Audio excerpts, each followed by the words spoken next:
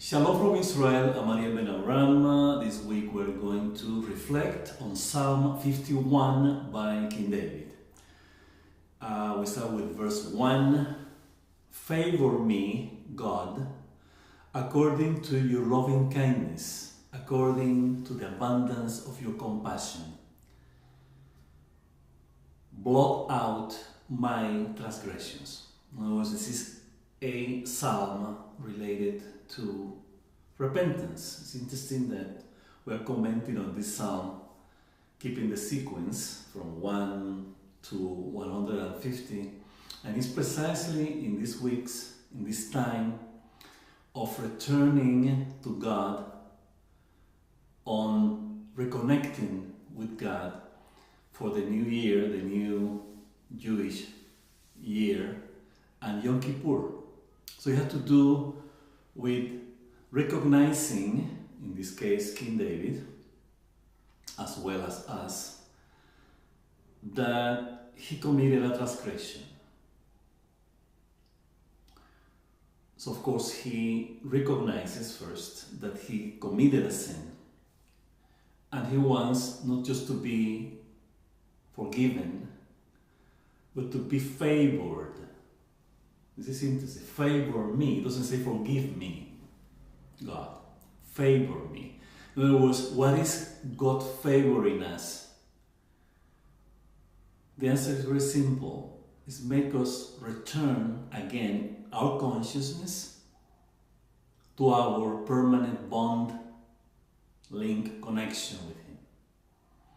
This is the way we're favored by God, when He's with us. In everything we think, we feel, we say, and we do. And of course, in order that to happen, we have to emulate God's ways and attributes. So in other words, doing God's will. Doing what God wants us to be and to have. That is common, that is something common with Him, that we share with Him. So this is the way in which we return to God. We return to the connection that we severed in order to go after our ego's fantasies and illusions. In this case, based on what the introduction of the psalm says. This happens when David acknowledged that he committed a sin with Bathsheba, his future wife. So he did something improper. And he is uneasy. He is not at peace with himself. He knows that something was lost on the way. He separated himself from his essence, which is his connection with God, our connection with God. So in other words, we don't transgress, we don't do negative things when we are living in the fullness of our connection with God. So we are full. There's no lack, there's no emptiness. There's no uncompleteness, incomplete. Everything is there. So we don't desire, we don't lust, we don't covet, we don't envy, because we're full. So in this fullness actually, this plenitude is our freedom. We're free, we don't need anything. Freedom is when we don't really need anything. Now, you may say, then, we need things every day. Say, yes, those are basic things that we need. And we're not necessarily bound to them. We're not necessarily slaves to them. We're not necessarily attached or addicted to them. They're basic needs that we take care of every day. We eat, we sleep, and we work, things that we have to do. But again, we do them freely, without any strings attached in terms of any emotional or some kind of belief or thought form about them. It's like, oh, I need this because I cannot live with it. I cannot live with this person. I cannot live without this object. Or without doing this to myself. You are not free then. Because we depend on that object, situation, or person in order to feel this plentiness, this plenitude, this fullness that we were mentioning before. This completeness, wholesomeness, integrity, by the way. So integrity is not just the ethical and moral meaning. This is like where we are complete. Integrity is that everything is integrated, everything is assimilated, everything is self-contained. So we don't need anything. Everything is already added. There's no subtraction. So then we have to come back to that fullness. That condition, let's say understanding, not necessarily belief or conviction, understanding that we are full, complete when we live by 4 God's ways and attributes, which are goodness, basically. We can summarize them in goodness. What we call here the goodness of love's ways and attributes.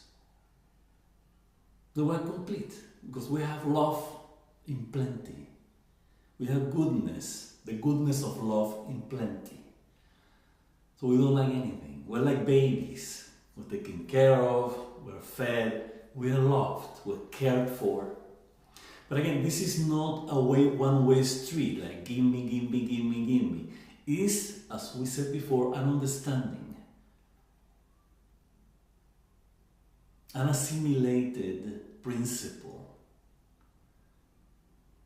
that our basic needs are provided with the favor of God, with the connection with God, with the bond with God. This is how God favors us. And that's why David is asking, favor me, God, according to your loving kindness. Now, what is God's loving kindness? We understand what loving kindness is. What about God's? What is it? What about this unconditional love called loving kindness? Usually it's translated as undeserved kindness. It's like the air, really. So we take it for granted. But then we say, oh, we deserve air. Really? Think about that. Do we deserve air? It like seems to be like it's an intrinsic part of our living existence. Air. We simply cannot live without it. Impossible.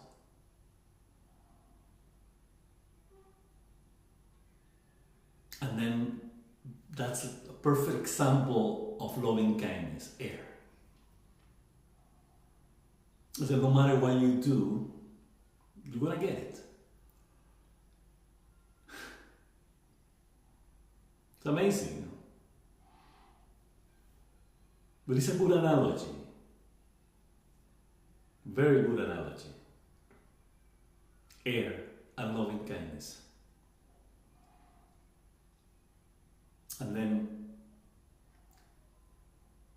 only God can do that. Provide us with an element so vital, so essential, like air. then if we are selfless enough, then we will recognize that our God is good. Not just good, He is abundant in loving kindness. Rav Hesed Ve'emet. As He presented Himself to Moshe Rabbeinu, to Moses, presenting him His 13 attributes of compassion, another quality of love, compassion, usually translated as mercy. So, King David is asking God, help me with this. He says, only through your loving kindness I can be favored.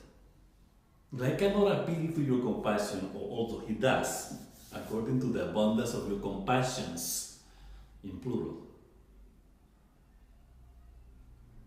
But King David is talking obviously about this endless, unconditional love, like air,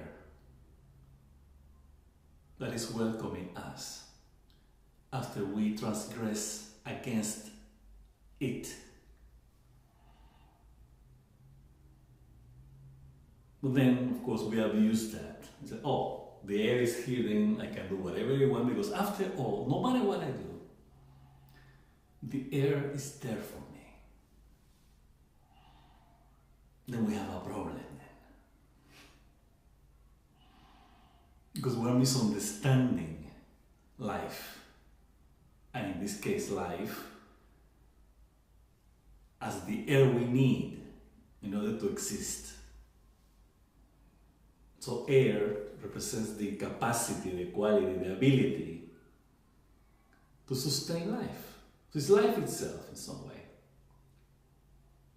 For practical purposes, we cannot live without air. So it's like life itself. It is. You're diving and we lose the air for whatever reason. That we know that we need air to live, to survive. So, King David is appealing to God's loving kindness and abundant compassions, plural, to blot out his transgression. It takes a special love to remove the separation, the object or the reason of the separation, in this case the transgression, where we separated ourselves from God by committing a transgression. We got out of the road, the straight and narrow that we were talking about before. And we basically separated ourselves to the way. So we need something beyond our own grasp to go back. To go back fully, wholesome, complete. And not play games with ourselves. Say, oh, I'm going to do it again. No. Coming back to this source, our source, God. We have to come with integrity. Because this is the way this source deals with his creation. There are rules. There's a loving kindness that has a purpose. It's not just there just because it is like the air. It has a purpose.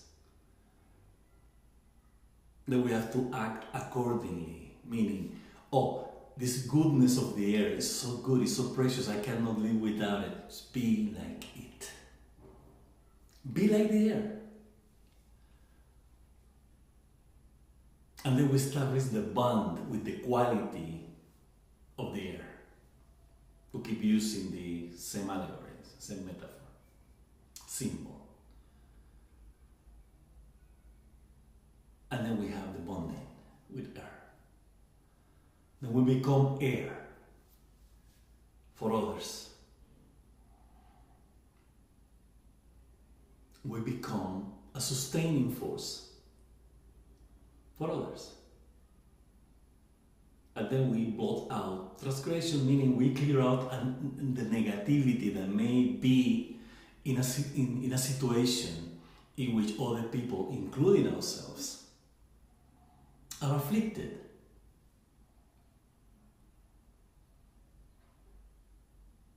Or in pain. And then we become the element, the agent, the source of healing. Of going back to this wholesomeness, this integrity, this totality that goodness is.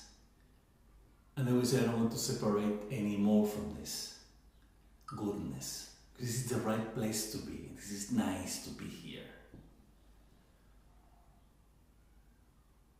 And then we learn from the mistake, from the transgression, from the sin. That that's not the place I want to be. I don't want to be in a place of lack. I don't want to live in a place of deficiency. I want to be in a place of wholesomeness. I don't need anything, I will be free. It's like pure essence. Nothing can stop me. But it's the freedom of goodness. It's not the freedom of egos, fantasies, and illusions. Now that I'm free, I'm going to do whatever I want, and I fall again off track. Now, of course, we know life is that.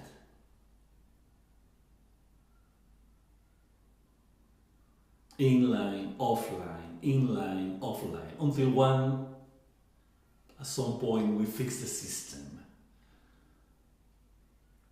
We fix the connection. To use the internet access as an example. And then there is no more offline. The connection is strong, and then we never lose connection. They're always connected. And then we go. Verse 2.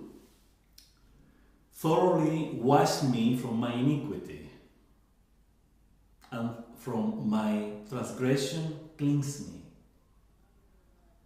He's asking, David HaMelech is asking, I want really to go back.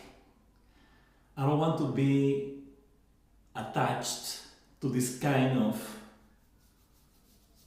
feeling or belief of lack, of lusting, coveting, etc.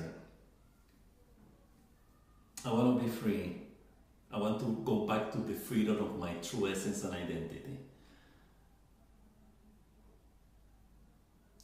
Then I want to go back complete.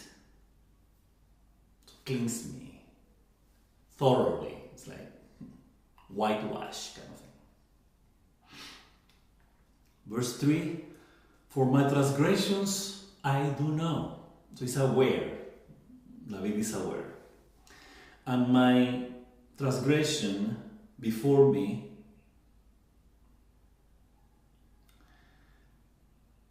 are continuous, not there.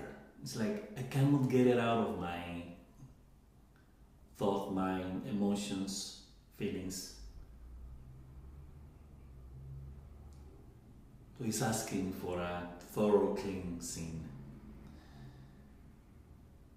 Verse 4, against you, you only, I have sinned. It's interesting because he may say, well, I sinned against this woman, was a married woman, I didn't marry her before.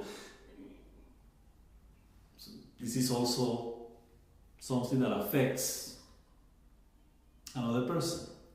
But David is saying, I sin, I transgress against you, and only you. Why? This is a selfish, or how, he's considering the object of his sin, his transgression, his woman, Bathsheba, less than God. It's actually the opposite. By acknowledging that he has sinned against God and only God, he's acknowledged that he has sinned against her. I did the wrong thing that you taught me not to do. So David is going to the source. You're the one who provides everything for me. And I have done this, which is against your sacred nature, the sacredness of goodness, the sacredness of God's love, the sacredness of this air that we are breathing. It's a good analogy. Let's go to the source, David. I sin against you, and only against you. Meaning he knows what is the source. David knows what is the source that he has lost, that he's separated from.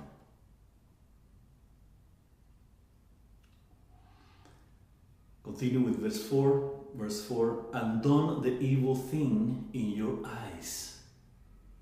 This is beyond what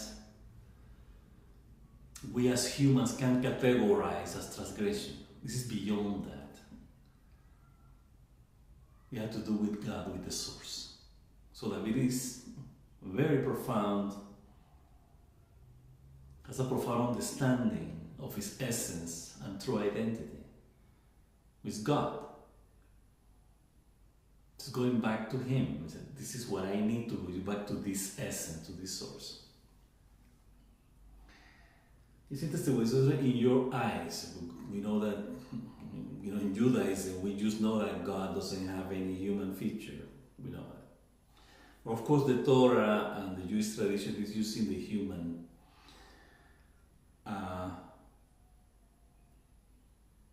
imagery in order to understand what God represents. In this case, we cannot define it. The only way what we is knowing what he doesn't is not that, but what is not. And the way he relates to his creation, which are the attributes of compassion that we know, the 13 attributes of compassion that he revealed to Moses. So in this case, I have done something evil before God's eyes. Eyes in this understanding, they mean knowledge. We have said many times that hearing is related to understanding and seeing is related to knowing. We see, then we know. Immediately, it's automatic. Now, we have to be careful about the context, because if it's out of context, then we're not seeing anything. We don't know anything if the image is out of context. So that's the idea. Before the eyes of God is because it's before God's principles. Those are God's eyes. This is the knowledge of God, by the way. The way he relates to his creation and to us by extension. So it's like, I have sinned against the principles that are our common bond with him. Okay. So that you are righteous in your words. This is the principle. The words are the principles.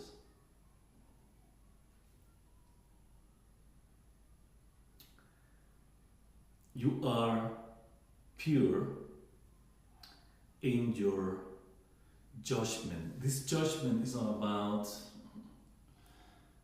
a judge who is sitting on a table with a hammer, and then his judgment asks, do you have a good judgment? To choose between what is right and what is wrong. It's this kind of judgment. Like knowing what is right, knowing what is fair, knowing what is just. That's judgment. Now, there is other judgment. No? I'm going to judge you. My judgment is that you're going to go to jail for 20 years.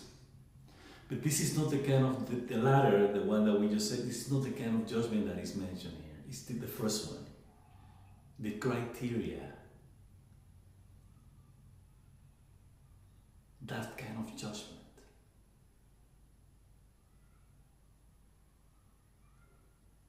It's interesting, now in politics, some political candidates accuse each other of lacking judgment. This is the kind of judgment that we're talking about. Exactly the same. Because they're not judges, they're not judging anybody. It's judgment. So when you say judgment in all, completely, 100%, no exceptions. In the Hebrew Bible, all the books is talking about this kind of judgment. It's not talking about somebody who's judging anybody and is punishing anybody. No. This is very important. This is one of the main differences between the understanding of the Hebrew Bible by the Jewish tradition and by other religions. They understand it in a different way. So the difference is astronomical. It's a structural difference, the way we see judgment in Judaism and what other people from other religions see as judgment. Verse 5, behold, in iniquity, wickedness, I have been brought forth, and in transgression does my mother conceive me.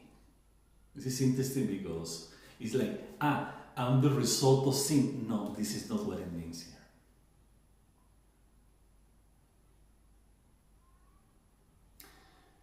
The mother, and we will see it in other passages of the Hebrew Bible, Song of Songs, prophecy, Isaiah and other prophets. You talk about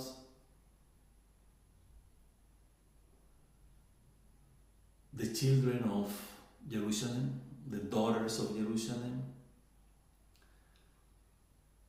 The final chapters of Isaiah, we're talking about Jerusalem as the mother of the Jewish people. So we're coming back to the mother. But again, it's not a place. Yeah, of course, it's a place. We live in Jerusalem, it's the divided capital of Israel, yes. But in this case, when we're talking about being these children of a city, that's a little complicated. So in this case, what mother means, is an allegory of consciousness and in some way judgment. So either we have a good consciousness or a bad judgment. So when we say my mother conceived me in sin, in transgression, is that my consciousness is not as good as, and it's not as clear, and my judgment is not proper, adequate. Therefore, my actions are sinful. In other words, the daughter of my consciousness, my crooked consciousness, my bad judgment, conceive me, meaning make me do, make me create something that is wrong. A negative action.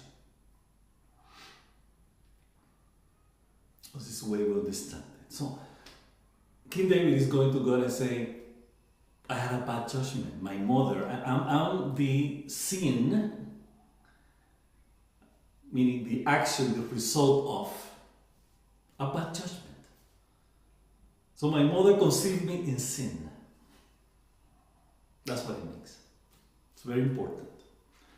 Verse 6, behold, truth you have desired in the inner, in the inside, in the inner part, in the interior, in the inner consciousness. Truth. And in the hidden part, wisdom, you made me know. In other words, David is making a difference between a bad judgment and good judgment. It's like good judgment, wisdom, truth. Those are the qualities of my true mother. That's Jerusalem, by the way. It's the good mother. Goodness. So David is asking, I know what my source is. I know what my true identity is. I know what are the principles that rule my life. I know.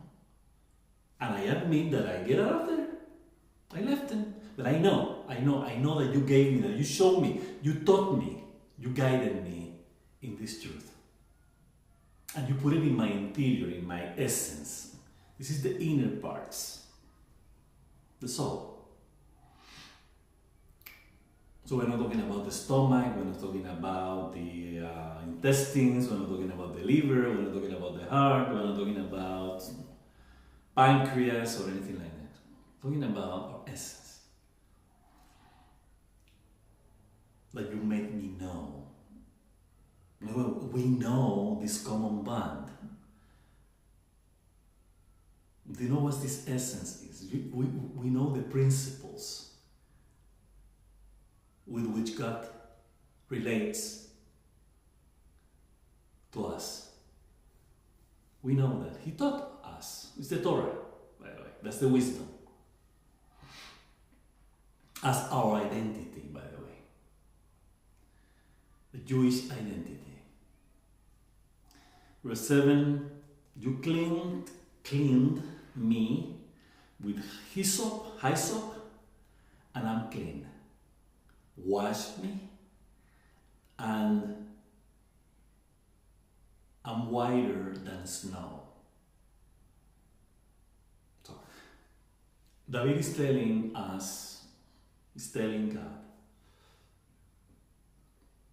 God, my common bond with you is what keeps me pure as the white of snow. And again, he said, you clean me with hyssop, and I'm clean. So what is the hyssop here? We can understand it in several ways. When we have a sore throat, sometimes we go to our grandmother, and our grandmother say, if you take a hyssop and you put some iodine and with a piece of cotton, and then you start massaging your throat with the iodine with the hyssop, and you get healed, or the healing is faster. To put an example, this is the hyssop that King David is referring to. It's like, you have to give me the cure, and you did. You cleaned me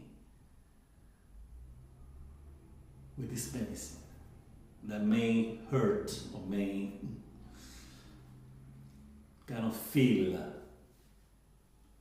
uncomfortable, but we know that it's the healing. There are consequences for our actions. And then we have to face it, and when the cleansing comes, the cleansing can be painful. But we have to accept it, because we want it. We want to be clean, and the cleaning the cleansing requires some kind of rubbing, then we accept it. Happened to us when we were children, small children, and we all get dirty, and then the dirty thing get off our skin with the water and soap, and then our mothers, parents used to rub. Hurts. Want to be clean or not? Yes, okay. So, something like that. Verse 8. You caused me to hear joy and gladness as the result of returning to the origin, the source, the bonding with God. You made joyful bones. It's like my structure, bone. It's joyful. My principle was what keep me together. Those are the bones. You have bruised. It's like I keep joy even in the bruising of the cleaning. I remember in another Tehillim, in another psalm, it's always like, we said in the Tahanun, in the Bidui, he said, happy is the man that you cleanse because you show him the right way back to you. Something like that, paraphrasing. So this is punishment is basically the cleansing process. It's not necessarily punishment, but I'm going to suffer. That's the process, like the rubbing of the skin. And then we'll be happy we're clean. We don't have stains anymore. And then we're grateful. And it's interesting because we don't do it, somebody has to do it for us. In this case, God. Or in the case of children, the parents. But again,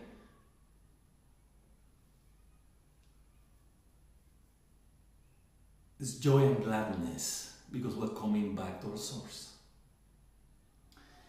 9. Hide your face from my sin. It's interesting. The Jewish God doesn't have a face. Hide your face from me. Again, what is the most identifying feature, part of a human body? You know the answer. The face. If we take out the face, we look alike. Like we're all the same. Some of them more fat, more thinner, whatever, but basically the same. Up until we put a face, then we make a difference. It's like, wow, this is so and so. So when we're talking about in the Hebrew tradition, when we're talking about God's face, countenance, obviously we're talking about what identifies God. And by identification, I'm not talking about a definition. I'm talking about what we said before.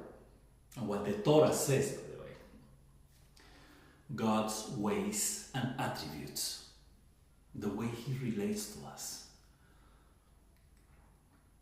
God.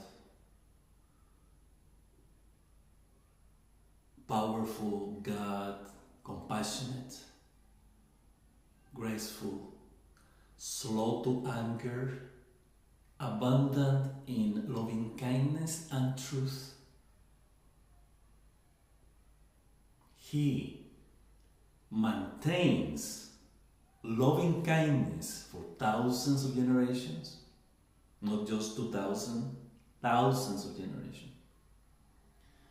Forgives transgression, removes sin, and cleans sin. Those are the 13, including the 2 names, Hashem. So those are the ways and attributes through which God relates to His creation, and especially us as humans. We understand them. That's the idea. So that's God's face, by the way. So all these attributes, that's God's face. So in other words, they're not an eye and a nose and eyelashes and eyebrows and nostrils and teeth and lips. No. These ways and attributes. You know, say, when we put our sins in the light, that's another verse from a different psalm. You have put our sins, actually is Psalm 90 that we read on Shabbat, attributed to Moshe Rabbeinu. So you have put our sins in front of the light of your face. Typical. It's like, this is who you are. I mean, meaning, this is the way you relate to your creation. And these are my sins. They are completely opposite to each other. So when Moshe Rabbeinu in this Psalm 90, he's saying that, it's like, we recognize that we're not even close to the way we're supposed to be, meaning emulating you, meaning establishing and reinforcing and enhancing and celebrating this common bond. Because we share those as our common link with God, common connection, bond. So this is what it is. So this is the face of God. Hide your face from my sin, meaning it's not that he's hiding and he's saying, oh, I don't want to pay attention to you, I'm going to hide my face. That's exactly the issue. He hides his face with our sin. This is the way we can understand it, by the way. It's a matter of semantics.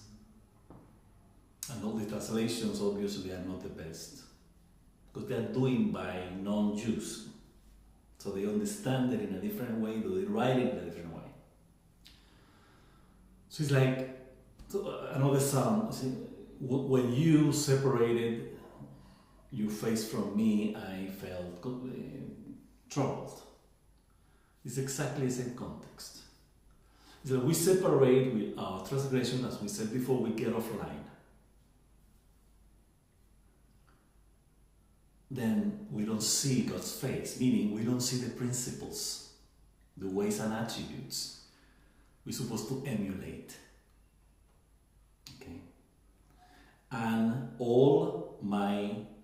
please is asking, and please erase my transgressions. So it can be understood like hide your face from my sin, meaning don't judge me. But again, this is not Judaism. It's like, oh, I did something wrong, overlook. Don't pay attention to that. And forgive me. No, that's what we're saying, that we understand it in a different way. It's that we separated from him, from these ways and attributes. And then because of our separation, we ask to return.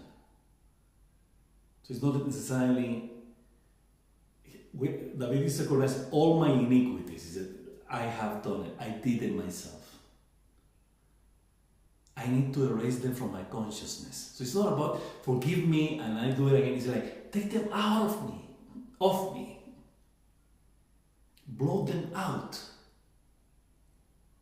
So it's not understood as, oh, I made a crime and forgive me, and I made a mistake. No, I have to erase what is negative, the negative traits and trends in consciousness, the lacks that we have fabricated in our consciousness.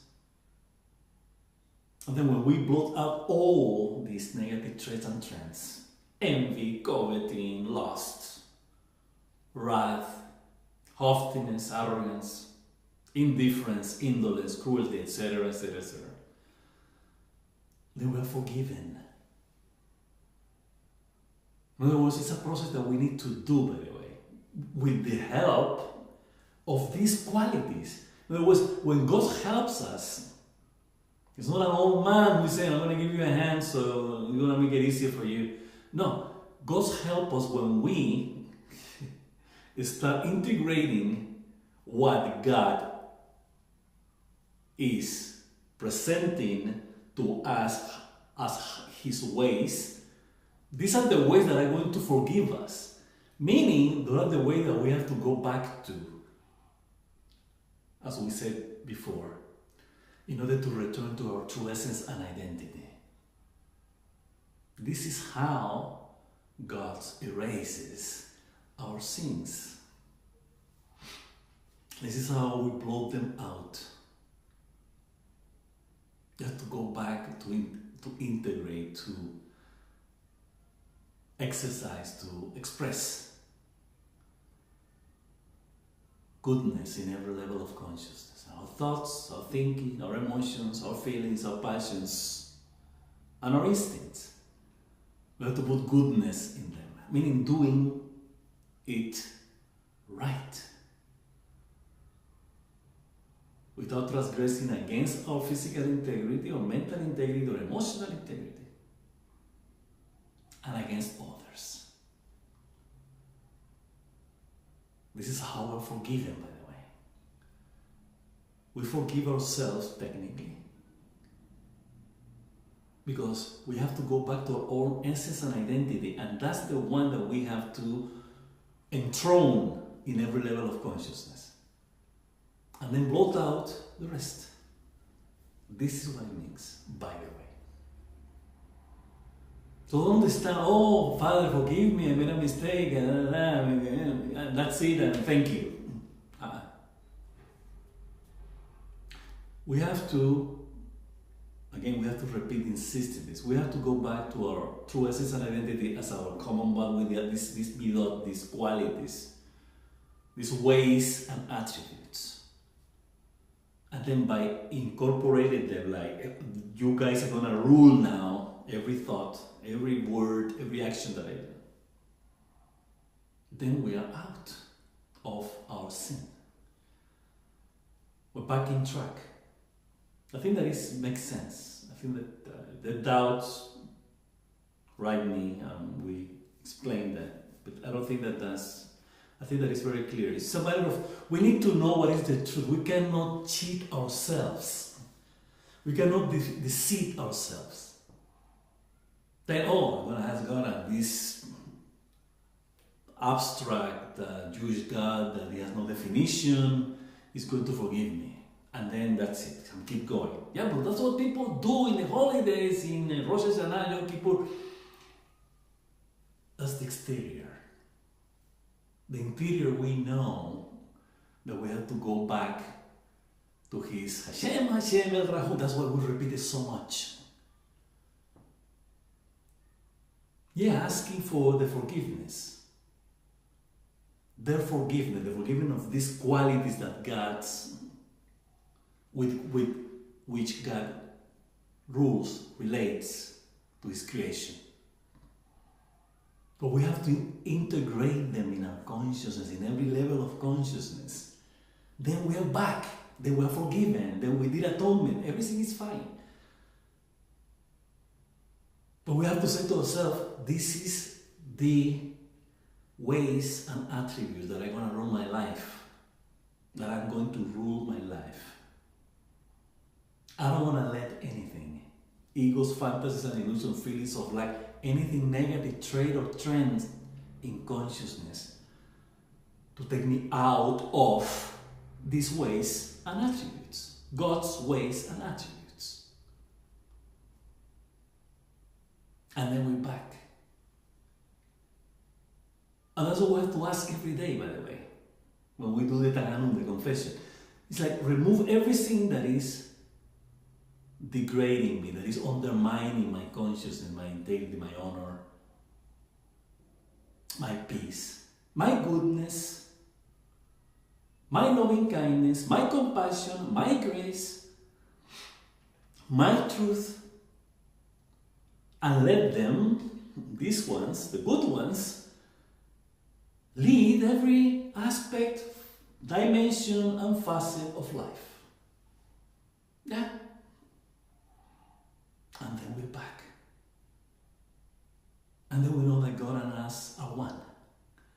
And then we know that we're the chosen people. And then we know that we're destined to have, and manifest the goodness of love's ways and attributes.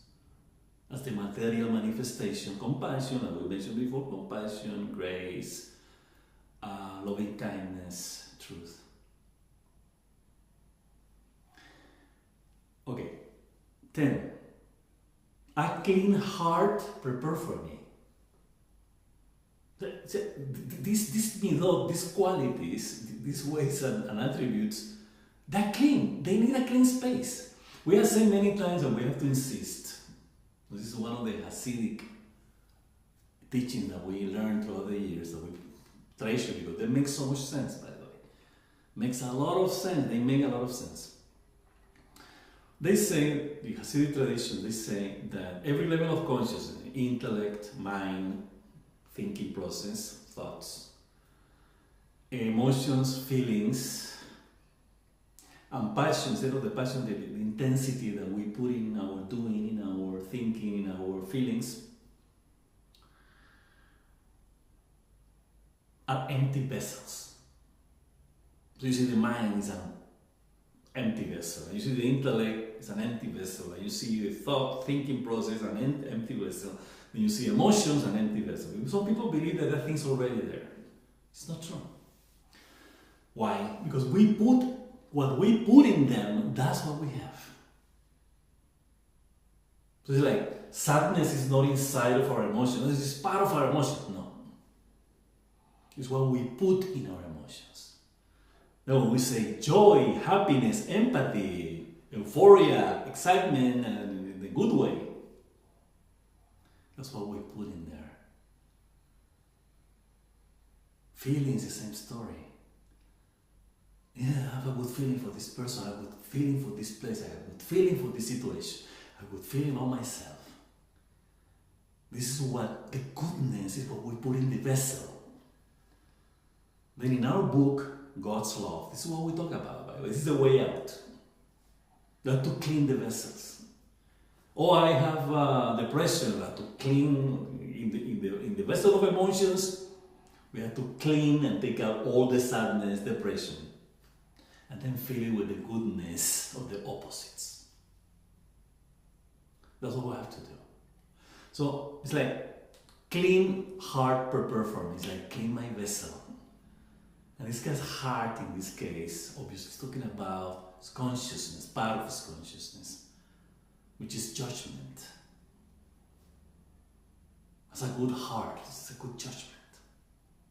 Not a good heart of hugging and kissing. Good judgment. Doing the right thing, being proper, being adequate, being positive, being constructive, being useful. That's having a good heart. Oh God, and a righteous spirit renew within me. This renew is like, the previous compassion and truth and loving kindness, I'm not good, give me a new one. No. This renew is being back again from zero. It's like using the metaphor of the computer. We basically reboot the computer. We took the operating system, we changed it, we put the new original, the original program. That's renew. It's the way it's meant to be. That's renewing. It's a clean heart already. So pay attention. Clean heart, renew my spirit. Of righteousness, by the way. It's like, put righteousness in the vessel of my heart. And again, righteousness, take it as good judgment. That's righteousness. So the righteousness, I'm better than you, my standards are higher. No, good judgment.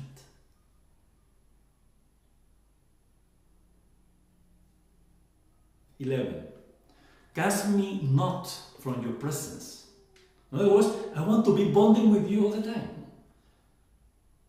So it's like, I'm asking God, meaning I'm asking loving kindness, please be with me. Grace, please be with me. Compassion, please. Powerful compassion. El Rahum, be with me. Love Hesed, abundant loving kindness, be with me. Guide me. Fill all the vessels of my consciousness. Truth, please. And then preserve this loving kindness endlessly, all the time, forever. And then cleanse me from any negative thing that I may invite consciously or subconsciously, unconsciously or unconsciously. This is how God helps us, by the way. So please try to evolve to the idea. It's the old man saying, oh, yes, I'm going to give you these vibrations, this that I'm going to put on you and you're going to be fine. No. We know that it's not an old man. We know that our ways and attributes, an ethical principle in this, is very important. There's a righteousness in this. There's no wickedness. It's righteousness, goodness. That's how God protects us, by the way. And again, another Tehillim in the Tachanun at the end. Well, it's a collection of different Tehillim. But he said at the end, God, David as God, make righteousness and integrity protect me. At the end. Check the Siddur. It's interesting. David is not asking God to protect me. He said, no. Let righteousness and integrity protect me every step of my life, of my way. Because these are the qualities that we need. This is not a magical process that it comes wouldn't hear this vibration in my face and then make me righteous. No, doesn't work that way. So yeah, but it may have happened. Where? You tell me. Prophets, Moses, Isaiah, all these people have difficult lives because they have to struggle in order to make this righteousness lead their lives every moment. And they have probably, they were not Elijah, Elisha, issues, Jonah. We all have problems. They are not perfect people. Nobody's perfect here. Nobody's born perfect. Even Adam sinned and he was a perfect man. You get the idea here. You get the idea. Now you may say, well, Moses stood 40 days and 40 nights in heaven and then he came with this halo of light and nobody would understand him because he was in 40 days the God's transformed. We don't know what happened in these 40 days. We don't know what kind of training in 40 days and 40 nights Moshe Rabbeinu was engaged, was like, and we're talking about a different dimension also. So that's the closest thing to say, it's like, and still he came down and what happened later? He made mistakes. So you say, what happened with the halo? And what happened with the magical thing in front of God? You know, like, it'll be perfect. No. All the problems came, actually, there were worse problems after that he had to face. And he didn't handle it properly to the point of the sin of the spies, the sin, the transgression of the rock, of the water. Instead of speaking, he just hit the rock. I mean, it's like this guy suddenly, by these 40 days and 40 nights, not eating and everything, he said, wow, this guy, because he was in heaven, then he changed. No. I mean, yeah, he acquired knowledge, obviously. Of course he learned something. But it's not the magical formula that, wow, that's it, I'm done. No. And we know this, by the way. When we study Torah, we have to see these things, I mean, the way they are, not the way we want them to be. Or the way we imagine them. We have to apply rational process to understand what's going on and call things by the name, by the way. To call a sin transgression. Well, we get off from goodness. We say goodness, bye-bye, I'm gonna take a vacation for you, I'm gonna do whatever I want. And it's not necessarily good. That's the point. And then when we realize that we're empty, that we're living in an illusion, that we feel really, really bad because we are not part of goodness anymore, goodness is not with us. We fill the vessel with lust, envy, coveting, etc., arrogance. I want to go back. And it's inside of us. It's within us, as David was saying. It's my innards, my inner part, my soul. And I'm going to go back to it. I'm going back to this goodness. These ways and attributes. And then we do it. So, renew the spirit within me. 11. Cast me not from your presence. In other words, please, loving kindness, I was saying, please, grace, truth, compassion, be with me. All the time. And your Holy Spirit take not from me. There. But again, it's not just the physical or the O2 mixed with other things.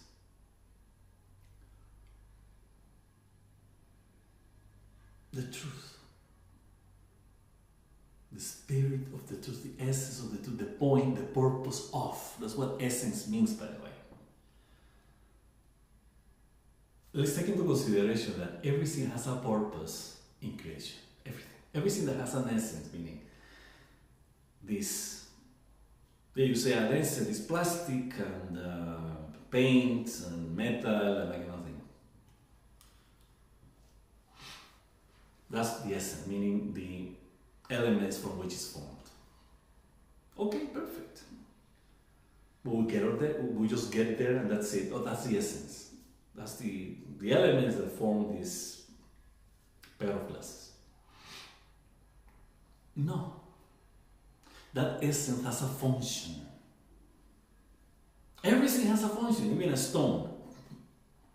It's there for something, we see, but there are things that we cannot grasp, but we know this. Trees, the animals, this is a system, and everything has a purpose. That's essence. So we're talking about our essence and true identity. We're talking about the purpose of being who we are. Oh, my Jewish essence. No, this is abstract. Do it. What is the purpose of that? And purpose, I'm talking about purpose doing, not purpose of abstract. Oh, be the light for the nations. That's my purpose. So, then we have to be that, have that, and manifest that. That's what we write in the blog every week. And we say in these videos. So this is the Spirit of God. It's the doing, something that is in motion. The Spirit of God, I'm full of the Holy Spirit. Yeah, right. We have to do something, that's the essence, but the essence has a purpose. And then we're full of it. We're filling our vessels with the Spirit, with this goodness, with these ways and attributes. This is what David is asking. 12. Restore me the joy of your redemption. He's asking for redemption. He's asking a big one. It's like, you know what? I want this to be permanent. Yeah, I know. I'm not perfect. Tomorrow I may transgress again and I have to go back. Yes, nobody's perfect. But we want that level of... But perfect in this case is completion, are we saying? When we're complete, we don't need anything. We have perfect, complete free will. We don't like anything. We don't need anything. We don't depend on anything. We're free. Completely free, absolutely free. Okay? But then, we want this state to be permanent. What is called this in Judaism? The Messianic era. or the messianic consciousness, or the Geula, or the Olam Haba, this perfect world. But perfect is talking about completion. It's like everything is, I don't need anything else. I don't lack anything, so I don't have to crave or desire or lust or envy or covet anything. Forever. They're going to be in this world engaged in learning a different dimension of these 13 ways and attributes of God. That's what David is asking. Restore me the joy of your redemption. Get me back there permanently. It's not asking little here. And eventually, B'Shem Hashem, all these midot, once we enthrall them constantly, in every Jew, we will be able to transform and project these midot, these ways and attributes, in everything around. So every tree is going to bear fruit. Every animal is going to be as peaceful and as complete as us in their own level of consciousness as animals. Everything will be reflected around. Because the Rambam, Maimonides say there is no competition in the laws of the kings and wars, chapter 12, the last chapter. There will be no rivalry, no competition, no worries, because the only interest that we're going to have would be the knowledge of God, which will be as the waters covering the bed of the oceans. Almost nothing. It's everything. And of course, these are different dimensions of what we know about God. Because the knowledge that we have of God now is extremely limited. Even we study Torah and study, we still don't get there yet. Its meaning is probably infinitesimal, extremely small. But then, when all this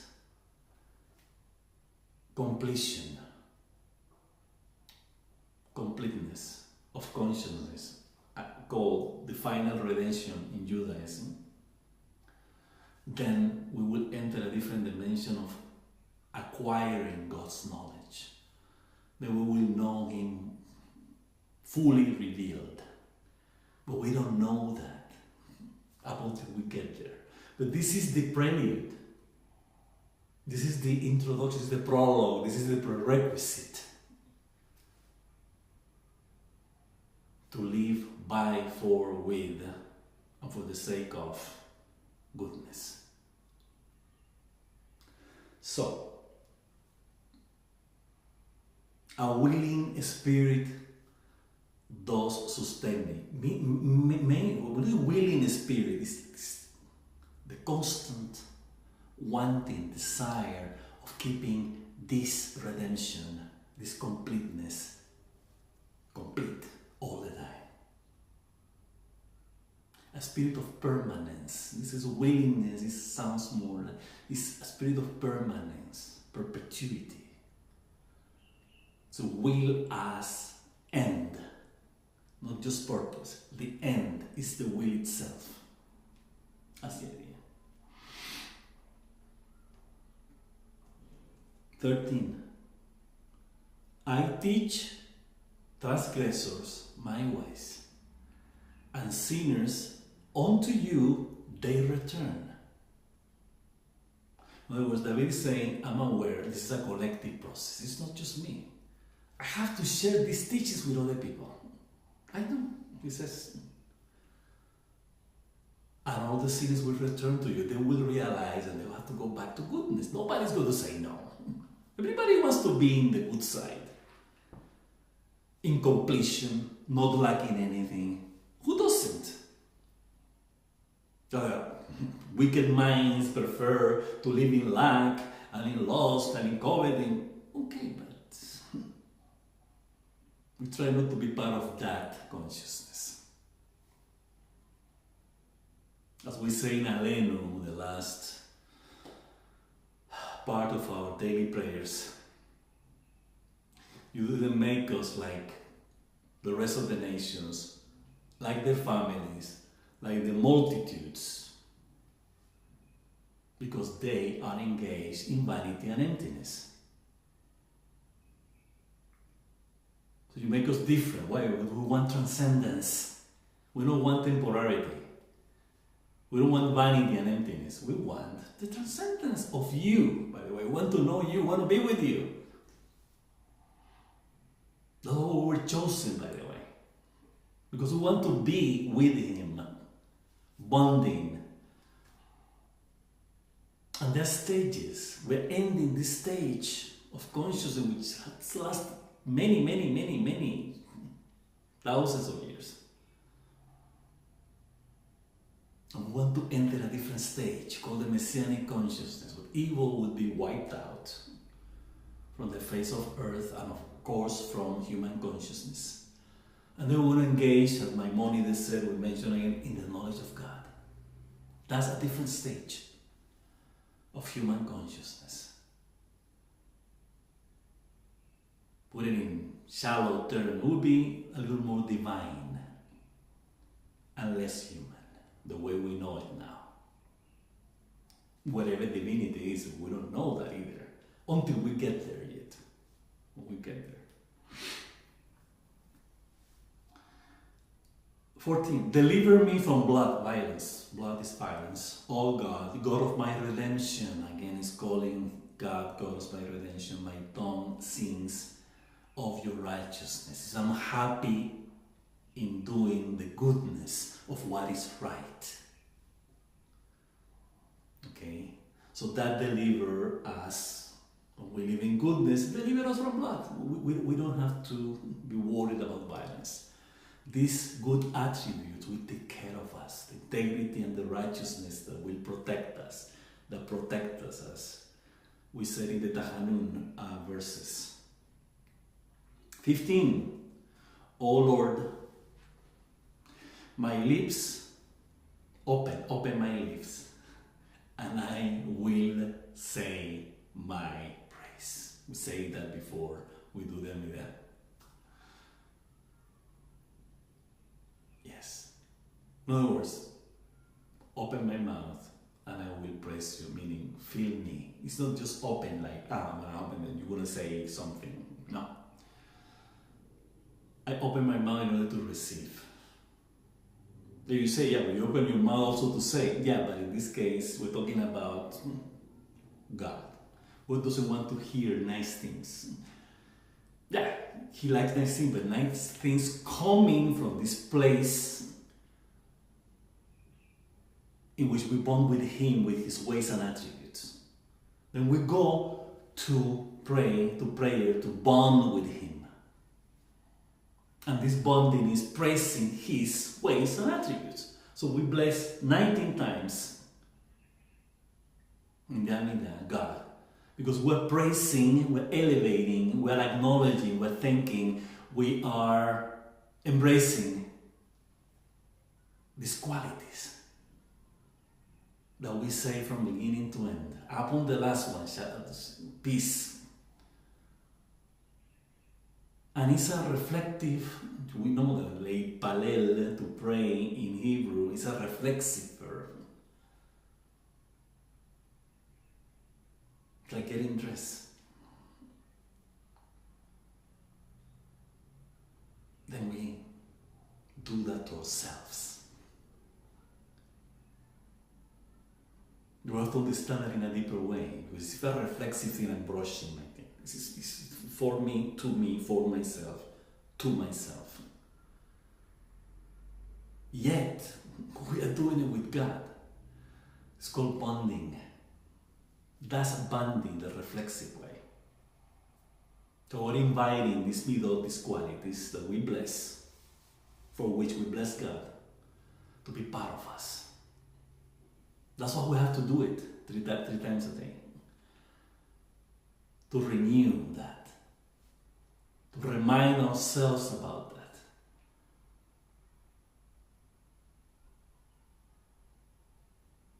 That we have to be holy.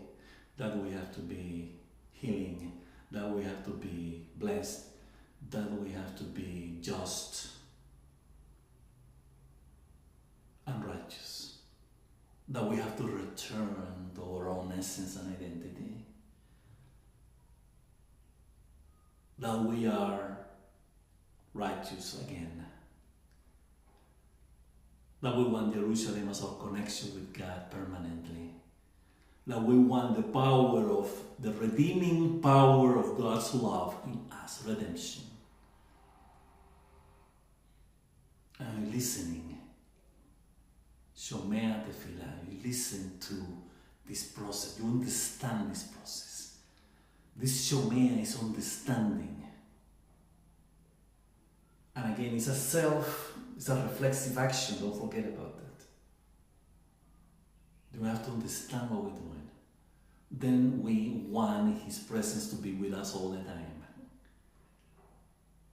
To restore His presence in Sion, the highest level of our consciousness, in which we bond with Him. The best we can have, we can be, we can do. And then we thank. We're grateful to be part of this goodness contained in these ways and attributes. And then we celebrate completion, our completion, peace. All the previous element mentions, blessing, righteousness, compassion, grace, life, loving kindness, truth. Close the circle. They're complete. Wow. Good. This is what is here. Open my mouth and I will give you praise. This is the meaning of this. 16. For you didn't desire offerings or our burnt offerings. You didn't accept. You don't accept. 17. The offerings of God are a broken spirit, a broken and bruised, O God. Do not despise me. David is saying there are times in which our offerings that we bring to the temple, this is what he's referring to, by the way. And again, this is praise. So we have to do with prayer, and we know our sages replaced the sacrifices, the offerings, the burnt offerings in the temple, with prayer. So this is connected. So I'm not accepting my offerings by prayers. Why? Because I'm a sinner. I'm transgressed. I'm out of it. It's not like God is rejecting us. We get out of the picture. And we cannot bring anything that is different than these ways and attributes that we're talking about. We cannot bring with lust, coveting, indifference, arrogance, wrath. We cannot bring those because we're out. And we have to go back into the cleanliness process, into the goodness, and then that we can offer God. Because our common bond with Him. We cannot bond with qualities that are different. It has said by our sages that in order for two people, lovers in the specific case, somewhere, they have to have something in common.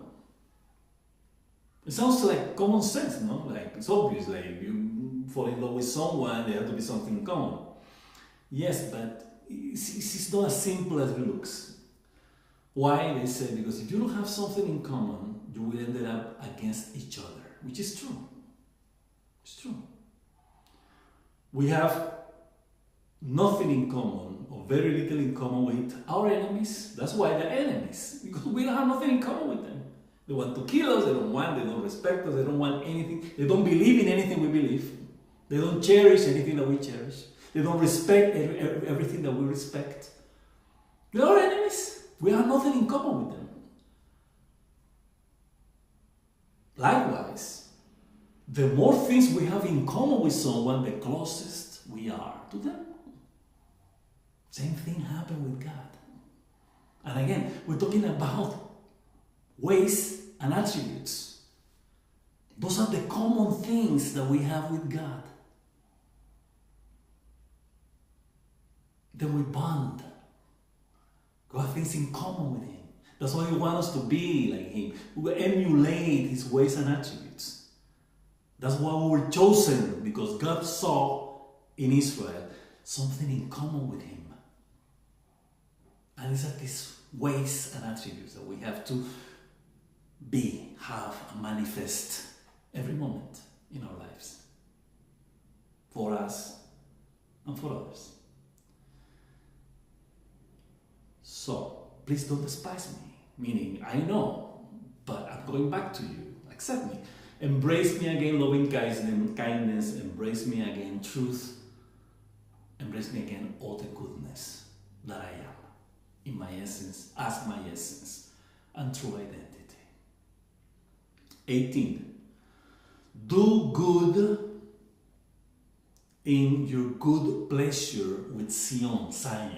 And again, Zion, we said before, Jerusalem, is this highest level of consciousness from which we bond with God. So we have to be the best in us. That's Zion, by the way, Zion.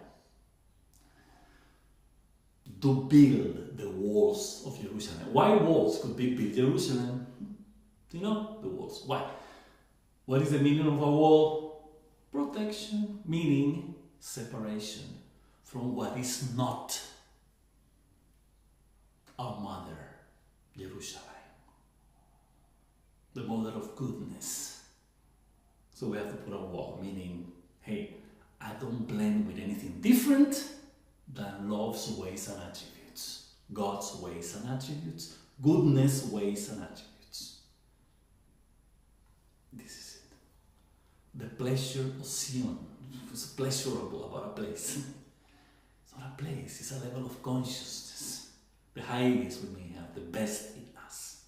Best at goodness. Goodness at its best. That's Zion. That's where the temple is. That's where the connection happens. That's the bonding. And the last verse, 19, of this beautiful, amazing 51st Psalm. Then you desire the sacrifices of righteousness, the offerings of righteousness. Then we are in this place, then we can bond. Then this ketore, this incense is righteousness. We elevate to you. So we can bond, because your righteousness and our righteousness are the same. Burnt offerings and peace offerings. We translated it as whole, which is wholeness, peace, wholeness. Then they offer, meaning Israel, bullocks, young bulls, to your altar. That the whole people would be together, elevating their goodness, our goodness to you. And then this offerings He will accept. This is something common between God and us, which is the goodness of this love and the love of this goodness with which God created us to have in abundance and to manifest in abundance. And that's our light for us and for the nations. And that's our destiny.